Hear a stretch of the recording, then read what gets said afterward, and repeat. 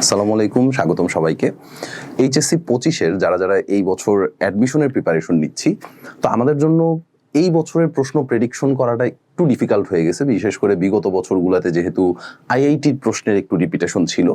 তো এই বছরও এই জিনিসটা হইতে পারে, যেহেতু এই বছর শর্ট সিলেবাসের লাস্ট পরীক্ষা ইঞ্জিনিয়ারিং অ্যাডমিশনের। এই বছর শর্ট সিলেবাসের একেবারে লাস্ট পরীক্ষা।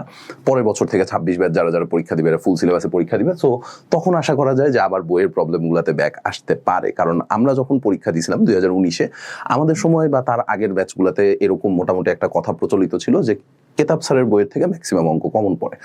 বিগত 20 সাল থেকে যখন থেকে শর্ট সিলেবাস শুরু হয়েছে, তখন থেকে যদি তুমি একটু বুয়েটের প্রশ্ন প্যাটার্নগুলো একটু চিন্তা করো, দেখবা যে কেতাব স্যারের বইয়ের থেকে ডিরেক্ট প্রশ্ন তুলে দেওয়ার জন্য কিছু চ্যাপ্টার আছে যেগুলো হচ্ছে ডিরেক্ট প্রশ্ন তুলে দিছে। স্থিতিবিদ্যা, গতিবিদ্যা, এই টাইপের প্রবলেমগুলোতে হচ্ছে ডিরেক্ট প্রশ্ন তুলছে, যদিও ওগুলাতেও কিছু মডিফিকেশন আসছে। কারণ যেহেতু তোমার কাছে শর্ট সিলেবাস ছিল, শর্ট সিলেবাস থাকার কারণে তোমার হচ্ছে কোশ্চেন করার জায়গা অনেক বেশি ছিল, পরিধি অনেক বেশি ছিল। বাট এখন যখন আবার তুমি 20টা চ্যাপ্টারে ব্যাক করবে, তখন কিন্তু প্রশ্নের প্যাটার্ন হয়তো আবার আগের প্যাটার্নে ফেরত যাইতে পারে। তো ওটা নিয়ে আমাদের আপাতত চিন্তা ভাবনা করে দরকার নেই। আমরা এইবার একটা প্রবলেম একটু দেখবো, সেটা হচ্ছে JEE অ্যাডভান্স 2025-এর ম্যাথ। বুয়েট রিটেনের জন্য খুবই ভালো একটা ম্যাথ, খুবই সুন্দর একটা ম্যাথ। ত্রিকোণমিতিতে এই টাইপের প্রবলেম আসলে পোলাপান ম্যাক্সিমাম টাইমে আসলে কনফিউজডই হয়ে যায় যে ভাই মানে এটার অ্যাপ্রোচটা কেমনে নেওয়া উচিত। দেখেন, কোশ্চেনের ডেটা কি আছে সেটা আগে একটু দেখা লাগবে আমার, যে ডেটা কি কি দেওয়া আছে। আমার কাছে ডেটা দেওয়া আছে, আলফা দিয়ে একটা সিরিজ দিয়ে দিছে, আলফা দিয়ে এরকম একটা সিরিজ দেওয়া আছে। বের করতে বলছে হচ্ছে এই জিনিসটার value cosec square 1 degree divided by alpha এর হোল স্কোয়ার, এইটার ভ্যালু কত সেটা বের করতে বলছে। আসছিল হচ্ছে JEE advance 2025-এ।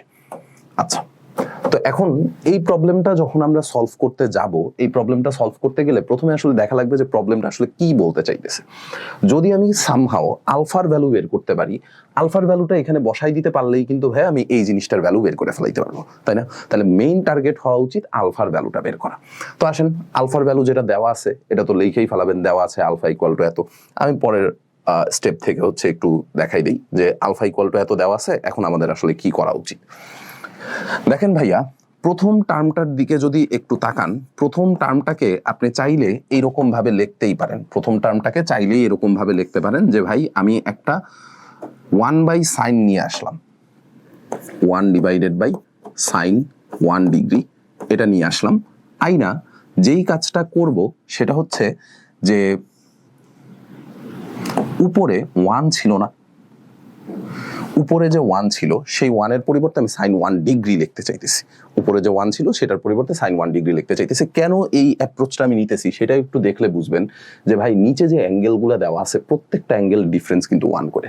60 degree 61 degree difference কত 1, 62 ডিগ্রি 63 ডিগ্রি ডিফারেন্স কত 1, এরকম করতে করতে লাস্ট পর্যন্ত যায় 118 119 ডিফারেন্স কত 1 ডিগ্রি। তো আমরা এক কাজ করতেই পারি, উপরের 1টাকে আপনি চাইলেই লিখতে পারেন sine 61 degree minus 60 degree. So ultimately sine 1 degree আসতেছে। এই সাইন 1 ডিগ্রি ব্যালেন্স করার জন্য নিচে আবার একটা সাইন 1 ডিগ্রি নিয়ে আসছেন, ঠিক আছে? উপরের সাইন 1 ডিগ্রি ব্যালেন্স করার জন্য নিচে একটা সাইন 1 ডিগ্রি নিয়ে আসছি। নিচে যা ছিল ওটা ঠিকঠাক মতো রাইখা দেন, sine 60 degree into sine 61 degree, এটা যেমনি ছিল অমনি রেখে দিলাম। তো প্রথম টার্মের কাজ কিন্তু আপনার শেষ, প্রথম টার্মের কাজ শেষ। এবার একটু চিন্তা করেন তো ভাইয়া, যদি আমি দ্বিতীয় টার্মটার দিকে তাকাই, দ্বিতীয় টার্মেও কিন্তু আমি সিমিলার টাইপের একটা কাজ করতে পারি। 1-এর পরিবর্তে সাইন 63 মাইনাস সাইন 62 লিখতে পারি, তাহলে সাইন 1 ডিগ্রি আসবে উপরে। ওই সাইন 1 ডিগ্রি ব্যালেন্স করার জন্য নিচে একটা সাইন 1 ডিগ্রি নিয়ে আসা লাগবে। তাহলে আসেন আমি এখান থেকেই হচ্ছে কপি করতেছি, যে পরের টার্মটা যদি আপনি লেখেন, পরের টার্মটাকে চাইলেই হচ্ছে আপনি এভাবে লিখতে পারবেন, প্লাস এখানে দেখেন উপরেরটারে আপনি লেখেন হচ্ছে sine 63 degree minus 62 degree, 63 degree minus 62 degree, 63 degree minus 62 degree. আর নিচে কত কত ছিল ভাইয়া? নিচে ছিল হচ্ছে 62 63, তাহলে সাইন 62 ডিগ্রি সাইন 63 ডিগ্রি। এরকম করে ডট ডট ডট চলতেই আছে, প্লাস দিয়ে এরকম করে অনেকক্ষণ চলতেছে চলতেছে চলতেছে। এই করতে করতে আপনি লাস্ট টার্মে যখন আইসা পৌঁছাবেন, লাস্ট টার্মটার দিকেও একটু খেয়াল করেন। লাস্ট টার্মটাও যদি আপনি আইনা বসান, লাস্ট টার্মটা বসাইলে দেখেন তো ভাই এরকম কিছু বসানো যায় কিনা। লাস্ট টার্মটা যদি বসান, লাস্ট টার্মটা কত ছিল? 118 119, 118 119। সো আপনি এই কাজটাই এখানে করেন, উপরে লেখেন sine 119 minus 118, 119 degree minus 118 degree, নিচেরটাকে লেখেন sine 118 degree into sine 119 degree. এই হচ্ছে আপনার আলফার ভ্যালু, ঠিক আছে? আলফার ভ্যালু আসতেছে হচ্ছে এইটা। এই জিনিসপাতিগুলো আমরা বুঝে ফেলাইছি যে উপরে সাইন 1 ডিগ্রি আনছি, ওই সাইন 1 ডিগ্রি ব্যালেন্স করার জন্য নিচে আবার সাইন 1 ডিগ্রি নিয়ে আসা লাগছে, ঠিক আছে? এখন দেখেন এই যে এত বড় একটা টার্ম আপনার কাছে আসছে, প্রত্যেকটা টার্মের মধ্যে কি ভাইয়া 1/sin 1 ডিগ্রি কমন আছে না? এখানেও 1/sin 1 ডিগ্রি, এখানেও 1/sin 1 ডিগ্রি, এখানেও 1/sin 1 ডিগ্রি, প্রত্যেকটার মধ্যে 1/sin 1 ডিগ্রি কমন আছে। তো আপনি এক কাজ করেন, আপনি 1/sin 1 ডিগ্রি এটা প্রত্যেকটার থেকে কমন নিয়ে নেন। 1/sin 1 ডিগ্রি এটারে হচ্ছে কমন নিয়ে নিলাম। আচ্ছা, এটাকে যদি কমন নিয়ে নেই তাইলে আমার কাছে কি থাকবে দেখেন তো? তাইলে আপনার কাছে থাকবে হচ্ছে এই যে এই জিনিস পুরাটা, এই জিনিস পুরাটা প্লাস দিয়ে এই জিনিস পুরাটা প্লাস দিয়ে এই জিনিস পুরাটা, ঠিক আছে? মাঝখানের তো ডট ডট ডট ছিলই। আচ্ছা, আমি আগে একটু লেখা নেই, প্লাস প্লাস প্লাস, মাঝখানে এই সিরিজ চলতেছে, ঠিক আছে? আচ্ছা, এইটুকু পর্যন্ত বুঝে ফেলাইছি যে 1/sin 1 ডিগ্রি কমন নিয়ে ফেলাইছি। এখন একটু চেক করেন যে ভাই উপরে প্রত্যেকটা টার্ম দেখতে কি সাইন a মাইনাস বি এর মতো না? আমি একটু সাইডে ফর্মুলাটা লেখা দিই, sine a minus B, sine a minus B. এটার ফর্মুলা কি ছিল ভাইয়া? এটার ফর্মুলা ছিল হচ্ছে sine a cos b minus cos a sin b। এটা আপনারা কিন্তু শিখে আসছেন সেই 7.1-এ। 7.1 যখন শিখছেন, 7.1 এর ফর্মুলা ছিল হচ্ছে এটা সাইন a প্লাস বি এর ফর্মুলা, ঠিক আছে? সাইন a প্লাস বি এর ফর্মুলা ছিল হচ্ছে এটা, sorry, sine a minus B এর ফর্মুলা ছিল এটা sine a cos b minus cos a sin b। আচ্ছা, ভালো কথা। এখন প্রত্যেকটা টার্মের মধ্যে এটাতেও সাইন a মাইনাস বি এর ফর্মুলা, এটাতেও সাইন a মাইনাস বি এর ফর্মুলা, এটাতেও সাইন a মাইনাস বি এর ফর্মুলা, প্রত্যেকটাতে সাইন a মাইনাস বি এর ফর্মুলা বসাই দেন। তাহলে এই যে এই জিনিসটুকু এটা যেমনে ছিল অমনেই রয়ে গেছে।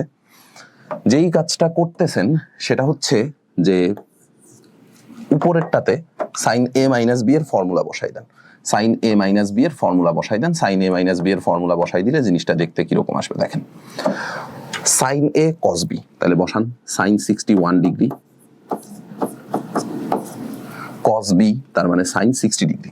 আচ্ছা, একটু চেক করেন, হ্যাঁ, sine a cos b, sine 61 degree into cos 60 degree. আচ্ছা, ভালো কথা।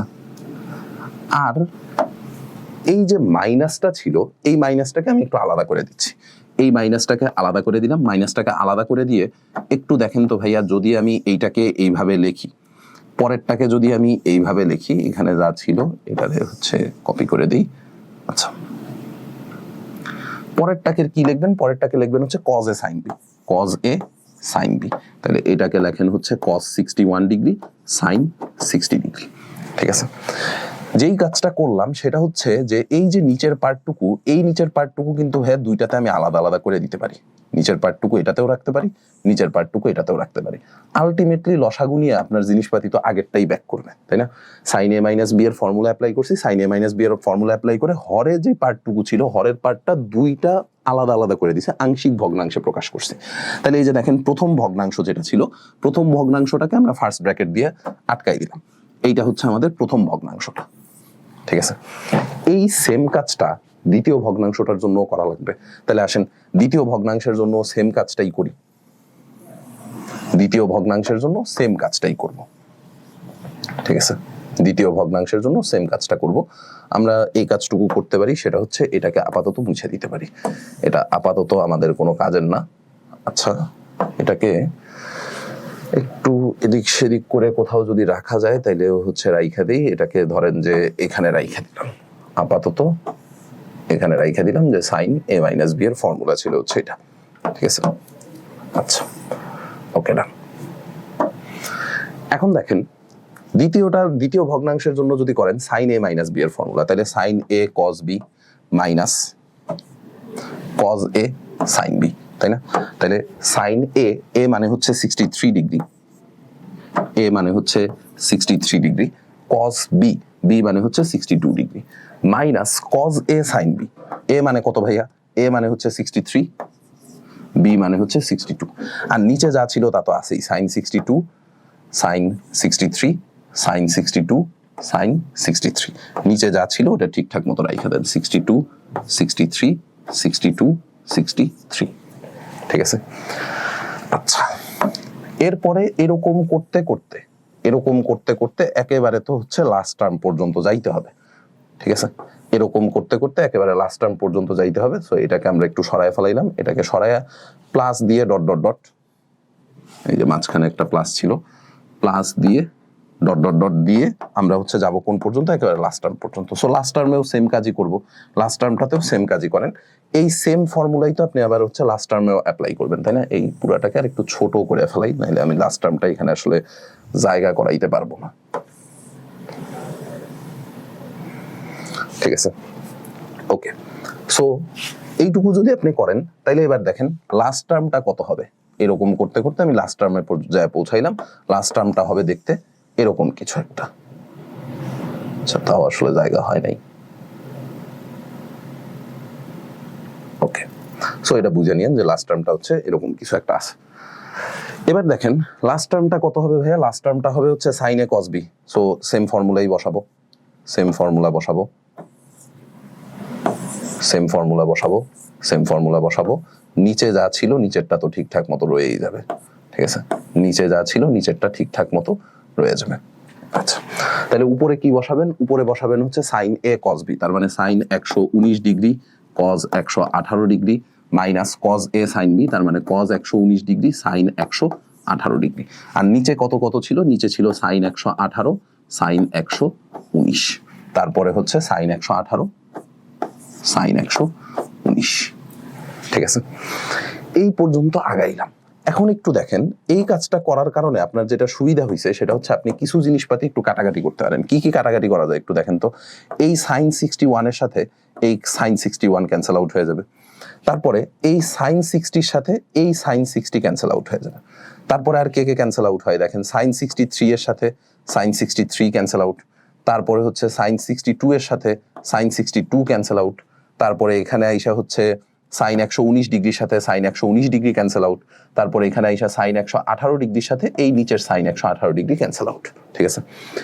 এইটুকু যদি বুঝা ফেলান তাইলে একটু চেক করে দেখেন তো ভাইয়া ঘটনা কি ঘটতেছে। এখানে cos 60 ডিভাইডেড বাই সাইন 60 আছে, cos 60 divided by sine 60, cos 61 divided by sine 61, এখানে cos 62 divided by sine 62, cos 63 divided by sine 63, cos 118 divided by sine 118, প্রত্যেকটা কি cos বাই সাইন, অ্যাঙ্গেল কিন্তু সেম আছে, cos বাই সাইন এই ফরম্যাটে আছে না। cos বাই সাইনকে আপনি কি লিখবেন? cot, cos বাই সাইনকে লিখবেন হচ্ছে cot। তাহলে আলফা ইকুয়াল টু কত আসবে? আলফা ইকুয়াল টু আসবে হচ্ছে cot, আমি এখান থেকে লিখি, এটা হচ্ছে আমাদের পরের লাইন, আলফা ইকুয়াল টু, আচ্ছা দেখেন প্রথম ব্র্যাকেটটাতে আপনার কাছে থাকবে cot 60 মাইনাস cot 61, প্রথম ব্র্যাকেটটা সিম্পলিফাই করলে আপনার কাছে থাকবে cot 60 মাইনাস cot 61,